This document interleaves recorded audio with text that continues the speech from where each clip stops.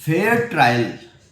Fair trial in a criminal case is guaranteed under which article of the Constitution of India?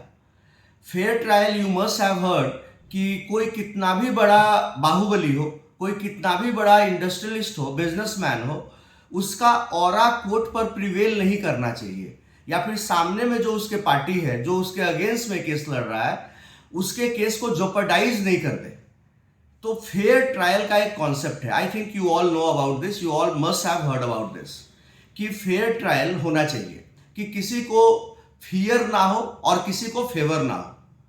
कोई कितना भी बड़ा, चाहे मुकेश अंबानी क्यों ना हो और कितना भी बड़ा कोई गैंगस्टर क्यों ना हो, उसके तरफ झुकाव नहीं होना चाहिए कोर्ट का कहने का मतलब प्रोसीडिंग का, उसके तरफ टिल्टेड नहीं होना चाहिए, इंक्लाइन नहीं होना चाहिए। मतलब अगर हम आम आदमी भी हैं और हम किसी भी खास के खिलाफ भी लड़ रहे हैं कोर्ट में मुकदमा, तो मेरा इक्विटेबल अंडरस्टैंडिंग होना चाहिए, जो मेरे प्रोसीडिंग चल रही है उसके साथ में, उसके अगेंस्ट में, उस पर मेरा भी इक्वल पेडेस्टल पे फुटिंग होना चाहिए, थोड़ा भी आगे ऊपर नीचे नहीं होना चाहिए।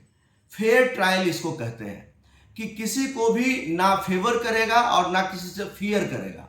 तो सवाल ये है कि फेयर ट्रायल का जो एसेंस है वो कॉन्स्टिट्यूशन के किस आर्टिकल के तहत उसको एंश्राइन किया गया है, एम्बॉडी किया गया है। तो करेक्ट आंसर इज से I will give you the options कि 14 होगा या 19 होगा, 21 होगा, 20 होगा, कौन सा होगा। तो 14, 19, 21 को तो हम लोग ट्रायंगल ऑफ द कॉन्स्टिट्यूशन बोलते हैं। सबसे इंपॉर्टेंट आर्टिकल्स 14, 19 एंड 21 है और उसको ट्रायंगल कहते हैं। बट इसमें जो करेक्ट ऑप्शन होगा वो आर्टिकल 21 है। Article 21 I have told you innumerable times कि पूरे संविधान में जो सबसे इंपॉर्टेंट प्रोविजन है वो अनुच्छेद 21 का है। आर्टिकल 21 से ज्यादा इंपॉर्टेंट प्रोविजन पूरे कॉन्स्टिट्यूशन में कोई भी नहीं है। एक सेइंग है लॉ में कि अगर आप लॉयर हैं और कोई केस आपके पास लेकर के आता है और आपको कुछ भी समझ में नहीं आ रहा हो कि हमें क्या करना चाहिए इस मैटर में, तो कहा जाता है कि go to article 21, it will come to your rescue. क्योंकि आर्टिकल 21 में राइट टू लाइफ के बारे में बात की जा रही है। राइट टू लाइफ में सब कुछ इंक्लूड कर जाता है।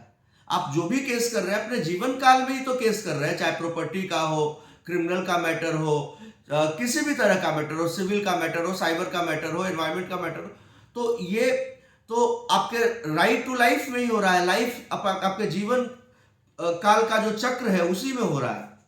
तो right to life criminal case में सवाल ये है, fair trial in a criminal case कि किस कॉन्स्टिट्यूशन के किस प्रोविजन में गारंटी किया जा रहा है, इंश्राइन किया गया है। तो article 21 is the answer. Article 21 में fair trial, speedy trial, right of the prisoners, under trial prisoners से ये जेल के अंदर किसी के साथ भी कोई ज्यादती ना हो, कस्टोडियल डेथ नहीं हो, ये सब कुछ आर्टिकल 21 के तहत बोला गया है।